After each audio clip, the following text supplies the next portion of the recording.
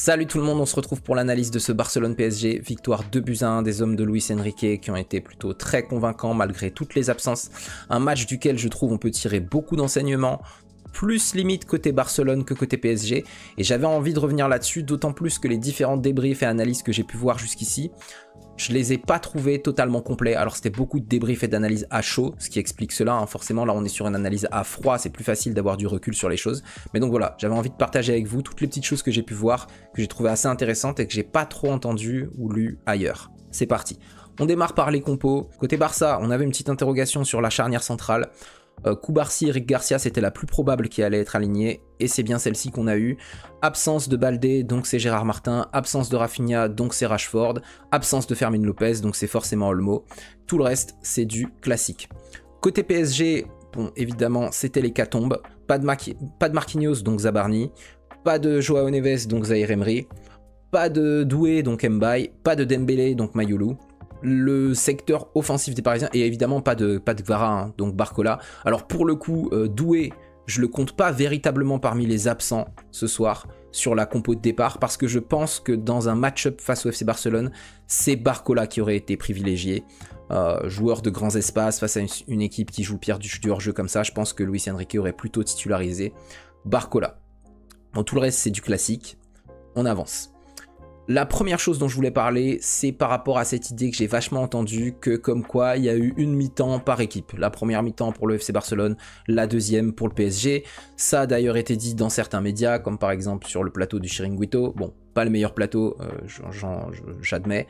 Mais bon, il y a quand même un des journalistes qui a dit « Ils ont écrasé le PSG pendant 35 minutes ». Comme quoi une espèce de lecture score effect. En gros, tant que le PSG n'avait pas égalisé, ils étaient derrière.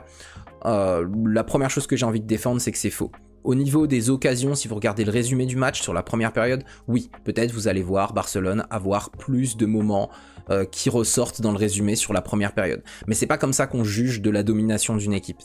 Plus que les occasions, ce qui pour moi est plus parlant, ce sont les situations. Les situations dans lesquelles le bloc adverse est déstabilisé et qui peuvent conduire potentiellement à une grosse occasion si la bonne passe, le bon déplacement est fait.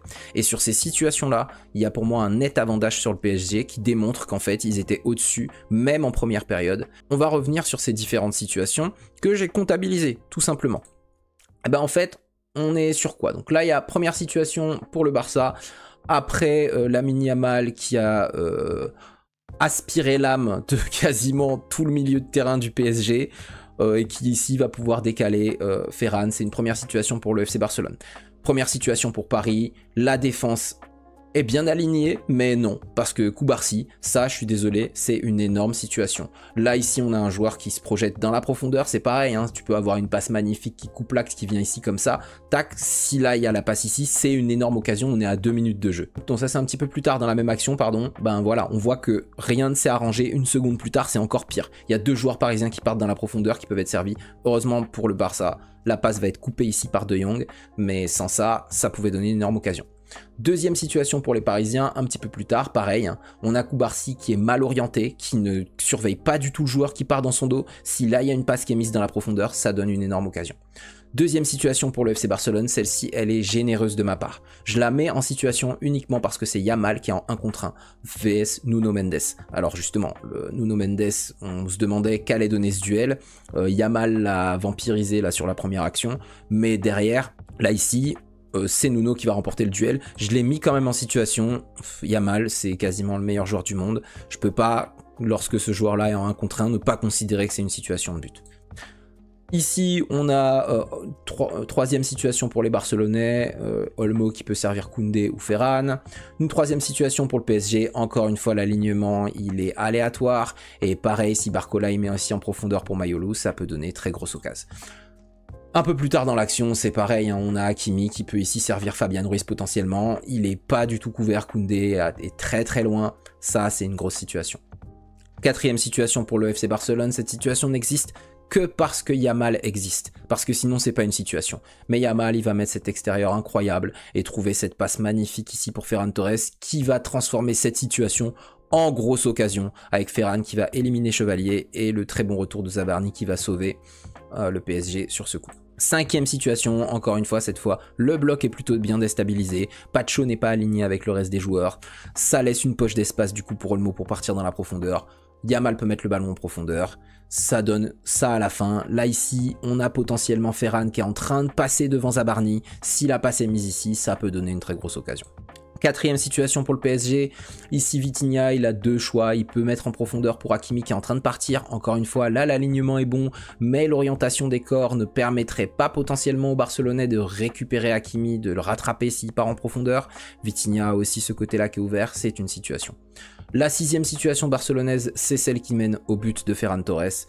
Super mouvement collectif après la perte de balle de Vitinha. Ok, 6-4 pour les Barcelonais pour l'instant. Cinquième situation pour les Parisiens, là l'orientation de corps là de Gérard Martin, catastrophique. Il doit absolument pas venir au pressing ici parce que il libère dans son dos tout l'espace pour Mbaye. Ça peut donner une très grosse occasion. Et même d'ailleurs, on peut revenir un petit peu avant. À l'opposé, on a Barcola qui est dans un fauteuil d'espace, un boulevard total, et pareil, hein, qui peut du coup devenir un danger lors de cette situation si la bonne passe avait été mise au bon moment, ce qui ne sera pas le cas. Sixième situation, si je considère que Yamal mérite qu'on donne des situations lorsqu'il est en 1v1 vs Nuno Mendes, un des meilleurs latéraux gauche du monde, voire le meilleur, je suis obligé aussi de considérer que Barcola en 1v1 contre Eric Garcia, c'est une situation. Septième situation, ici Koundé qui va trouver Pedri dans la profondeur. Les Parisiens sont bien en place, le bloc est bien, la défense est bien alignée, mais on a quand même un 2 contre, voire un 3 contre 2 là dans cette zone, donc c'est une situation. Ça donne ça en plus un peu plus tard dans l'action, avec ici Olmo qui a l'occasion potentielle de décaler Koundé, il va choisir la frappe, ça passe juste à côté. C'est une situation, occasion entre les deux. Là ici, septième situation pour les Parisiens, la possibilité d'ouvrir dans la profondeur pour Mbaye je pense, ou alors ici pour Mayoulou. C'est une situation, il y a un 3 contre 3 si on regarde les joueurs les plus proches du ballon, puisque De Jong est éliminé. Et d'ailleurs, il va commettre la faute sur Nuno Mendes ici. C'était après l'énorme chevauchée de Nuno Mendes, cette situation-là, je pense tout le monde s'en souvient. Ici, huitième situation, c'est celle qui mène au but parisien, la frappe d'Mbaye, sur laquelle on reviendra tout à l'heure pour parler un petit peu de ce que le Barça a très mal fait sur ce but.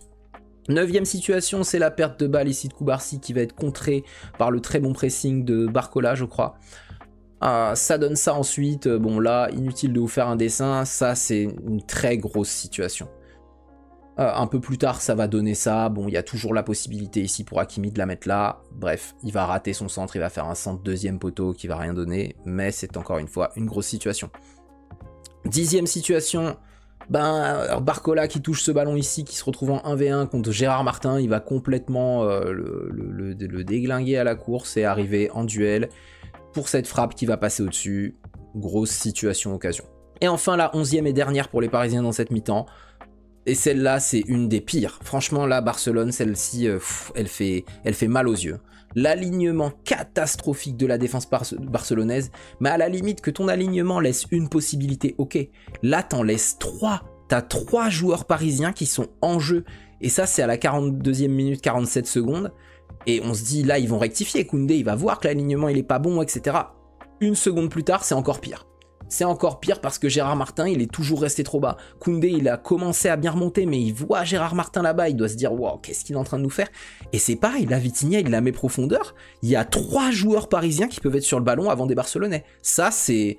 Enfin voilà, ça vous le verrez dans aucun résumé, mais c'est une énorme situation. 8e et dernière situation côté barcelonais, on a ici Rashford qui a réussi à être lancé dans la profondeur, qui peut potentiellement trouver Ferran. Ici, bon voilà, grosse situation ici pour les Barcelonais. Ça fait donc 11 situations à 8 pour les Parisiens durant cette mi-temps. Bon, celle-ci, elle va se terminer comme ça avec Yamal qui va toucher le ballon ici, mais ça va rien donner. Mais donc au final, les deux équipes ont généré autant d'XG pendant cette période. Il y a quand même 3 grosses occasions pour le PSG contre 2 pour le Barça, donc le PSG est au-dessus là-dessus. 6 tirs à 7, bon c'est à peu près équilibré. La possession elle est pour le FC Barcelone, et je pense que c'est par rapport surtout à ce critère-là que les gens ont dit « Ah ouais non, Barcelone, première mi-temps, nanana ». Mais non, je suis désolé, ils ont eu plus le ballon, mais ils ont été moins dangereux. Le PSG était déjà devant. Alors après... Sur la deuxième mi-temps, c'est devenu une véritable boucherie. J'aurais jamais, franchement, honnêtement, j'aurais jamais pensé voir ça de ma vie. J'aurais jamais pensé voir le Barça faire une première mi-temps d'un match à domicile et la finir à 36% de possession de balle. Ça, c'est complètement lunaire. Surtout face à une équipe, entre guillemets, B du PSG, dans laquelle il manque énormément de joueurs. Faire la deuxième mi-temps avec en plus les entrées des Njantou, des Lee Kang-in, de vraiment tous les joueurs de banc du PSG, qui ont encore plus fait sortir des titulaires du 11 de l'équipe, c'est sidérant. Franchement, c'est sidérant. Alors, plus de buts attendus, 10 tirs à 5, 2 grosses occasions à 1, 268 passes à 151. Non mais, on est où là? Non mais ça c'était fou. Et du coup, sur la totalité du match, on voit que Paris est devant sur toutes les stats. Strictement toutes les stats. 0 arrêt du gardien parisien, ça aussi c'est assez aberrant. Le deuxième point que je voulais aborder, donc ok, pour moi le PSG a dominé ce match de A à Z. C'est le pressing barcelonais qui a été défaillant et le Barça a démontré qu'il n'avait pas de plan B. Et ça fait depuis la saison passée que j'en parle. Ce n'est pas positif pour une équipe de ne pas avoir de plan B. Ici, sur le premier but des Parisiens, le pressing, il est éclaté. Le pressing du Barça, il est vraiment éclaté. Quand tu presses, tu dois faire en sorte d'être proche du joueur qui va recevoir le ballon. Là, Yamal, déjà, pourquoi il part de cette position-là? Je comprends pas pourquoi il démarre son pressing de cette position-là. Pour moi, il devrait être beaucoup plus haut, ici, pour à la fois pouvoir rapidement gêner Pacho, tout en coupant la ligne de passe facile vers Nuno Mendes. Il fait aucune de ces deux choses. Pacho va trouver du coup très facilement Nuno Mendes. Yamal est à des années-lumière de Nuno. Et Koundé, il déclenche de beaucoup trop loin. Si tu veux presser fortement, Koundé il devrait déjà être au moins ici. Là, c'est beaucoup trop facile pour les Parisiens. Du coup, Nuno, il a le temps de s'orienter face au jeu, de regarder toutes les options. Koundé, il est encore très loin. Il va pouvoir ouvrir ici tranquillement sur Zaïre Emery qui va remettre une touche côté pour Mbaye, je pense. Nuno Mendes, il passe tranquillement dans l'intervalle. Pareil, De Jong, il est beaucoup trop loin. Yamal, il est plus du tout dans l'action. Là, et là, ça c'est le plus choquant, c'est que sur cette passe d'Mbaye, qui c'est qui est venu presser ici Mbaye? C'est tout simplement Eric Garcia. Ok les gars, super, mais donc Eric Garcia, il joue souvent latéral droit. Là, il est plus latéral droit. Alors moi, je veux bien que le central, il vienne presser comme ça, côté collé à la ligne de touche, mais derrière, derrière, c'est ultra dangereux. Parce que là, sur la remise, Nuno Mendes, il peut partir en profondeur tout seul, et qui c'est qui a dû compenser? C'est De Jong. Sauf que De Jong, il n'est pas défenseur central. Et on va voir sur la suite de l'action que du coup, il va pas se comporter comme un défenseur central et qu'il va commettre une grosse erreur. Là, ici, De Jong, il est censé faire quoi dans cette situation-là? Il faut absolument qu'il garde l'alignement avec Koubarsi. Or, qu'est-ce qu'il va faire? Il va sortir sur Nuno Mendes. Résultat, comme il sort sur Nuno Mendes, Koubarsi est obligé de compenser l'espace qu'il n'occupe plus ici. Et derrière, Koubarsi va se trouer, Mbaye reçoit le ballon tranquillement, Koundé, qui était à la ramasse toute l'action, revient, mais c'est trop tard, et ça va être but de Mbaye. Et donc là, le déplacement du défenseur central qui est venu presser très très haut et côté, a créé en fait un trou dans l'équipe, mal compensé par le déplacement de De Jong, qui fait que ça donne un but derrière. Et ça, ce pressing des centraux, on va le retrouver à la base aussi du second but. Qui c'est qui est venu ici presser sur Lee Kang-in jusqu'à cette position-là? Je vous ai pas mis le début de l'action. Lee Kang-in, il touche le ballon, il est là. Koubarsi a suivi Lee Kang-in jusqu'ici. Koubarsi se retrouve là. Il se retrouve le troisième joueur le plus haut du Barça. Alors je veux bien qu'on soit dans le football fluide et tout ce que tu veux, mais dans ces cas-là, ces compensations-là, ça doit être plus bossé. Parce que derrière, quand Lee Kang-in va aller trouver Vitinha ici, le temps que Vitinha se retourne, alors il est rapide Koubarsi, il a déjà remonté tout ça du terrain, mais le problème c'est que qui c'est qui est venu pour prendre la place de Koubarsi dans l'axe? C'est Baldé. Et Baldé il se retrouve là. Et du coup là Koubarsi il est en train de revenir, Baldé attend le retour de Koubarsi, et hop là ça y est, Koubarsi est revenu, sauf que c'est trop tard. C'est trop tard parce que de l'autre côté il se passe quoi? Il se passe ça. Donc regardez là les deux ils sont en train de se tamponner, et du coup tu as Vitinha qui peut ouvrir ici, c'est limite au choix, il peut ouvrir sur Lee Kang-in, il peut ouvrir ici sur... qui c'est ici? Je sais plus qui c'est, sur ce joueur parisien. C'est trop facile. Pareil, quand on dit absence de plan B, à quel moment, à la 90e minute d'un match, tu peux te retrouver dans cette situation-là de défense aussi haute? Sachant que les mecs sont relativement cramés, Koubarsi vient de faire une course jusque quasiment aux 30 mètres dans les 30 mètres parisiens, il vient de revenir. Ce n'est pas possible d'être aussi exposé par ton plan de jeu en permanence. Et là, ben, c'est beaucoup trop facile. Hein. Donc oui, sur l'action précédente, on le voit. Hein. Il fait quoi, Ramos? Il se met hors-jeu parce que ça fait reculer la ligne du hors-jeu. Ça libère des espaces pour les autres. Et surtout, ça fait que si un joueur est trouvé côté, eh ben, il a 3 mètres d'avance sur toute la défense barcelonaise. On voyait énormément ça l'an passé avec le circuit Dembélé qui faisait beaucoup ça, et le circuit Barcola lancé en profondeur qui ensuite avait plus qu'à remettre à Dembélé. Ça, c'était un truc classique de l'an passé. Et ça va donner le second but des Parisiens. Le Barça n'a pas de plan B, et le Barça, structurellement, est beaucoup moins fort que le Parisien, pour plusieurs raisons. La première, c'est que le Barça est beaucoup trop scolaire. Marcus Rashford, il est ailier gauche, eh ben il a joué à gauche. Ferran Torres, il est neuf, eh ben il a joué dans l'axe. Lamine Yamal, il est ailier droit, eh ben il a joué à droite. Les offensifs barcelonais ne proposent pas du tout assez de variété positionnelle pour que ça gêne les défenses adverses très fortes suffisamment. Là, le PSG, ils ont pris la température en première mi-temps. Le Barça a réussi à générer des choses. À partir du moment où ils ont compris les déplacements, où ils ont compris la façon de fonctionner des attaquants du Barça, il n'y a plus rien eu en seconde période. Et ça, c'est dû aussi à une autre faiblesse du Barça, c'est que ces joueurs ne sont pas interchangeables. Ici, qu'est-ce qui a manqué? Eh ben, il a manqué Rafinha. Parce que Rafinha, on a fait une analyse approfondie du Barça l'an passé, on l'a dit, c'est le seul joueur qui a l'autorisation dans ce FC Barcelone de ne pas être scolaire. Là, je vous ai pris la hitmap de Rafinha sur un match du Barça l'an passé, la demi-finale retour contre l'Inter. Rafinha, il occupe toutes les zones. Il vient dans l'axe, alors certes il est plus à gauche, mais il vient dans l'axe, il vient combiner des fois avec Yamal aussi, même côté droit, et il est un véritable poison parce que justement il déstabilise la défense par ses changements de position permanents. Rashford, si c'est le joueur qui remplace Rafinha, il se doit de faire la même chose. Et c'est ça la différence, c'est qu'à Paris, les joueurs sont devenus véritablement interchangeables. T'as pas de Dembélé, t'as pas de Doué, t'as pas de Vara, ok, les joueurs à leur place vont pas faire la même chose avec le même niveau de performance, mais ils vont utiliser les mêmes idées positionnellement, tactiquement, ils vont faire la même chose, ils vont essayer de se déplacer dans les mêmes zones. On l'a vu, Mayoulou, il est venu aider à la construction, il est venu dans la profondeur, il a des fois proposé à droite, proposé à gauche, et ça n'existe pas pour l'instant au Barça, qui sans Rafinha se retrouve à avoir une façon d'attaquer beaucoup trop scolaire. La deuxième chose, et là cette stat là je trouve que elle est assez choquante, la distance progressive parcourue par les joueurs balle au pied, c'est-à-dire le nombre de, alors là c'est en yards, faut diminuer un petit peu si on veut l'avoir en mètres, ce sont en gros les mètres parcourus par les joueurs vers l'avant, les moments où ils ont touché le ballon, ils ont pu avancer avec. Yamal et Eric Garcia sont les deux joueurs qui très nettement ont réussi à parcourir le plus de distance balle au pied. C'est pas surprenant.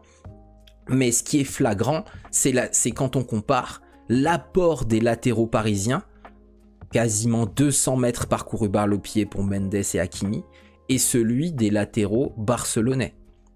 Koundé, balle au pied vers l'avant, il a fait 19 mètres.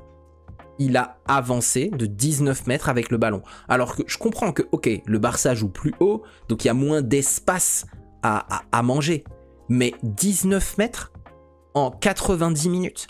Lee Kang-in, qui est rentré à la 80e minute, a réussi, balle au pied, à faire avancer le ballon de 25 mètres, 26 mètres. Plus que Koundé en tout un match. C'est pas normal. Mayoulou, 50 mètres. Ferran, 10. Ce n'est pas normal. Ce n'est pas normal que ton organisation offensive ne permette à aucun de tes joueurs de parcourir vraiment une distance significative balle au pied. Je veux bien que ce soit moins que le PSG qui a joué plus bas, ok, mais là l'écart, je trouve qu'il est beaucoup trop grand. Le Barça n'a pas de plan B, les joueurs ne peuvent pas bénéficier d'espace à grignoter pour des latéraux, des ailiers et des latéraux qui sont rapides. Ce n'est pour moi pas normal. Paris, seul au monde. Ça, c'est l'autre chose que je retiens de ce match, le gros enseignement. C'est que en ce début de saison, je n'ai vu aucune équipe qui m'a impressionné. Voire même, je trouve que toutes les équipes Alors, on n'est qu'en octobre, pas de panique, hein, mais je trouve que toutes les équipes ont régressé par rapport à l'année passée. Liverpool, le Liverpool d'Arne Slot qui a fait 5 sur 5 au départ en première ligue, un 5 sur 5 complètement immérité, hein. Liverpool sur le début de saison, ils avaient 15 points. En expected points, les points qu'ils auraient dû avoir par rapport à ce qu'ils ont produit, ils étaient à 8. Ils ont doublé leurs points par rapport aux expected points. Ça te montre que l'équipe, elle est pas encore prête du tout. Et je dis ça, je suis supporter de Liverpool. Liverpool, c'est pas bon pour l'instant. L'Inter, c'est moins bon que l'année passée pour l'instant. Arsenal, c'est en rodage. C'est peut-être, selon moi, la deuxième meilleure équipe actuellement derrière le PSG. Le Barça, il y a du boulot. La charnière, ça va être quoi? Koubarsi, est-ce qu'il va nous faire une saison aussi top que les précédentes? Parce que là, son match de ce soir, il est catastrophique. Aroro, quid d'Aroro, est-ce qu'il va s'imposer? Eric Garcia, si du coup il devient titulaire en défense centrale, c'est qui le backup de Koundé à droite? Ce PSG a trop d'avance et même son équipe B arrive à taper ce qu'on pensait être la deuxième meilleure équipe d'Europe. Cet homme-là, il a construit une machine qui est hallucinante. Et là, on est qu'en octobre. J'ai même pas parlé du Real dans ma réflexion parce que le Real, évidemment, c'est encore très très loin. Mais pour l'instant, ça fait un peu peur. On a eu une saison passée exceptionnelle avec 4 équipes qui déployaient un jeu spectaculaire, magnifique à voir. Là, pour l'instant, on est en dessous. Début de saison 2025-2026, on est en dessous. Bon, on est qu'en octobre, à suivre. Quels sont les motifs d'optimisme pour Barcelone malgré cette défaite relativement humiliante? Il y en a 2 pour moi. C'est que déjà, dans ce Barça, il y a 2 joueurs qui, vous me le direz, les supporters barcelonais, vous voyez plus de matchs que moi, mais je trouve que ces 2 joueurs jouent à cache-cache dans tous les gros matchs. Ces 2 joueurs, ce sont Olmo et Frenkie de Jong. Je suis désolé, le match de Frenkie de Jong hier contre le PSG, il est pas bon. Il est pas bon du tout. Il a passé son temps, je trouve, à se cacher derrière Pedri. Déjà positionnellement, il a été beaucoup trop proche de Pedri pendant tout le match. Il a quasiment fait aucune passe progressive. Et surtout, De Jong, tu as le droit à un moment dans le match, à certains moments dans le match, d'être devant Pedri dans ton positionnement. Tu as le droit de proposer des appels plus proches de la surface. Pedri, il a joué en mode... Non, moi je suis l'assurance défensive du Barça, je reste dans ma position, je donne à Pedri et c'est Pedri qui gère. Ben non, c'est pas suffisant. Et le deuxième, c'est Olmo. Olmo, je suis désolé, les supporters barcelonais, est-ce que Olmo a déjà fait un gros match dans un gros match?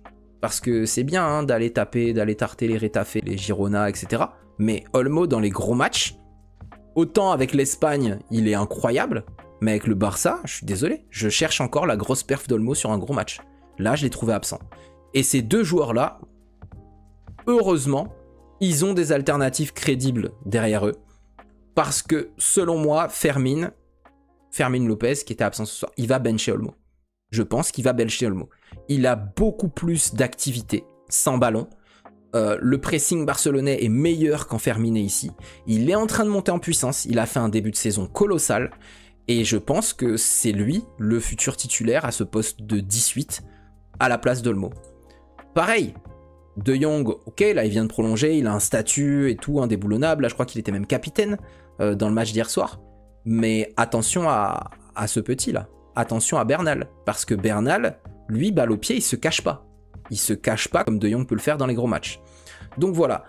Très hâte de suivre ce que ça va donner côté barcelonais. Je pense que ce match va être fondateur pour Flick parce que Flick, il est pas débile et il va très bien voir les lacunes qui ont été mises en lumière par cette opposition, top opposition, et surtout par le fait que le Barça n'a pas beaucoup d'oppositions qui lui permettent de réellement se jauger au plus haut niveau. La Liga, le niveau des équipes en Liga, il est pas dingue. Et l'an passé, je suis désolé, moi je disais le Barça ne sera pas en demi-finale de Ligue des Champions. Finalement, ils ont atteint cette demi-finale, mais ils l'ont atteinte sans avoir aucun test sur le parcours. Je veux dire, sortir le Benfica de l'an passé et sortir le Dortmund de l'an passé, ce ne sont pas des tests. Le premier test qu'ils ont eu, c'est contre l'Inter, ils sont sortis.